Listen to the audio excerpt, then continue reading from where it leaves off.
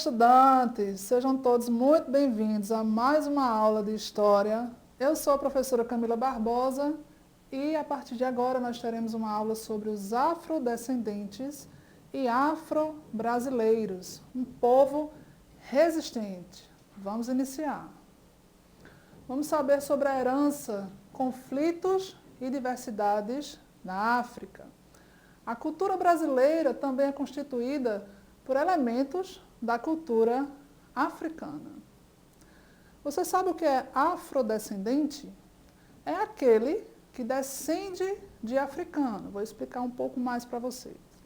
A palavra afrodescendente é formada por dois adjetivos. Primeiro, afro, que faz referência ao africano, mas descendente, que é aquele que descende de, que provém por geração. Portanto, afrodescendente significa descendente de africano. Tudo bem até aí? Continuando. Estima-se que 200 milhões de pessoas que se identificam como sendo afrodescendentes vivem nas Américas. O Brasil tem o maior número de pessoas de ascendência africana fora do seu continente. Isso mesmo. Afro-brasileiro. Vamos ao significado. Primeiro, que diz respeito a brasileiro de ascendência africana e também relativo à África e ao Brasil, ou seja, o indivíduo brasileiro de ascendência africana. Vamos saber agora sobre a cultura afro-brasileira. É o conjunto de manifestações culturais predominantes no Brasil, formada a partir da junção de elementos da cultura dos povos africanos que foram trazidos como escravos para o país durante o período colonial. Então preste atenção. Nós sabemos que o Brasil ele é um grande e colorido mosaico de gente. Cada povo tem suas cores, tradições e hábitos que se misturam e se entrelaçam. Mas isso não aconteceu recentemente. Desde o início da história do nosso país, os povos africanos são colaboradores dessa diversidade através de uma rica e milenar cultura que até os dias de hoje se reflete na nossa sociedade. Vamos saber um pouco mais dessa herança da cultura africana. Temos aí o samba de roda, a capoeira, alguns alimentos e instrumentos musicais, como o pandeiro, o reco-reco. A maioria deles foi trazido lá da África e a gente vê na nossa cultura até nos dias de hoje. Então, preste bem atenção. A influência é notória na dança, na música, nas religiões de origem africana, na capoeira e etc.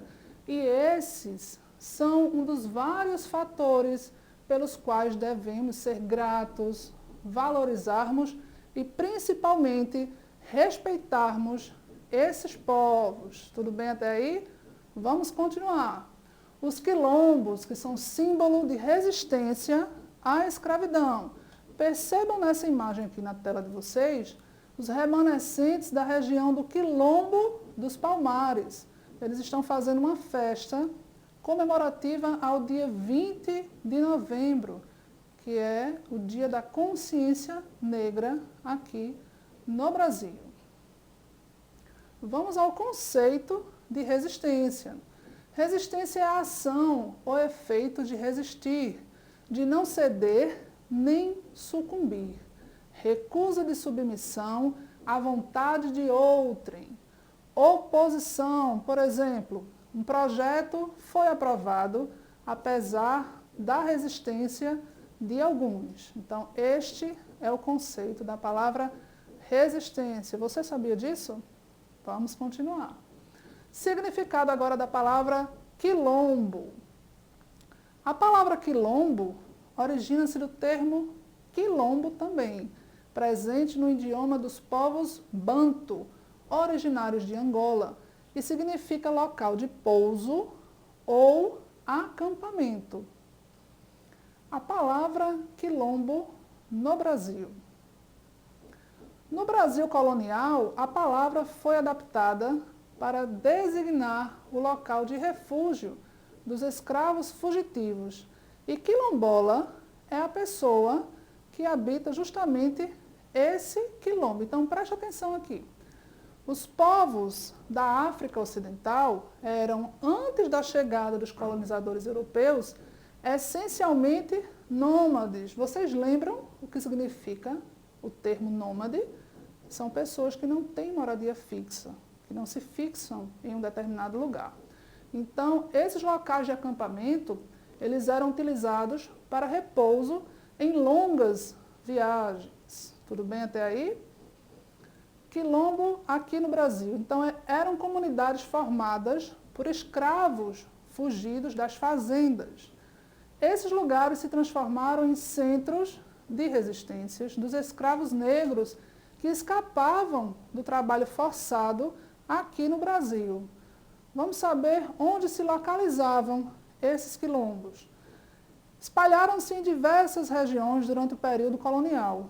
Em vários estados brasileiros haviam quilombos, principalmente Pernambuco, Rio de Janeiro, Rio Grande do Sul, São Paulo, ou seja, cobriam uma extensa parte do território brasileiro daquele período.